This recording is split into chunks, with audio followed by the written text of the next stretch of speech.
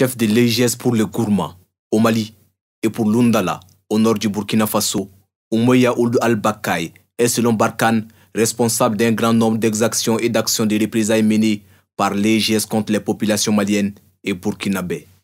Il aura aussi organisé plusieurs attaques contre différentes emprises militaires au Mali, dont celle de Gao. C'est lui qui dirigeait des réseaux de mise en œuvre d'engins explosifs improvisés, visait selon l'état-major français les axes de circulation empruntés par la force Barkhane pour conduire sa réarticulation hors du Mali. Selon nos confrères du journal La Croix, la force Barkhane conservera le détenu quelques jours pour une phase d'entretien avant qu'il ne soit transféré aux autorités maliennes. Cette grosse capture intervient au moment où l'opération Barkhane entre dans la dernière phase de son retrait du Mali avec l'évacuation très prochaine de sa dernière base qui est celle de Gao. Après 9 ans de présence sur le sol malien, la France réarticule ses forces, cette fois-ci hors de notre pays. Avec son projet d'instaurer un califat, l'EGS a élu domicile depuis plusieurs années dans cette zone dite des 3 frontières. Une installation funeste facilitée par la porosité des différentes frontières.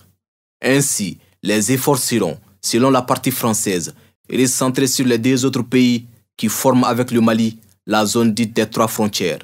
Il s'agit du Burkina Faso et le Niger. Cette stratégie française démontre que Barkhane se désengage de notre pays, mais garde toujours un œil sur ce centre névralgique de la lutte contre le terrorisme qui constitue la tristement célèbre zone des 3 frontières. Aux dernières nouvelles, Barkhane et les forces armées nigériennes ont neutralisé dans la même zone, le mardi dernier, une quarantaine de terroristes de l'EGS se déplaçant entre le Niger et le Burkina Faso. Au moment où la France fait sa valise au Mali, la grande interrogation est que cette nouvelle stratégie de focalisation des efforts sur la zone se fera-t-elle avec ou sans le Mali? Si oui, quelles seraient les modalités de ce nouveau partenariat après un divorce consommé? Tant de questions qui méritent des réponses puisque la lutte contre le terrorisme dans la zone des 3 frontières ne pourra pas être gagnée sans le Mali.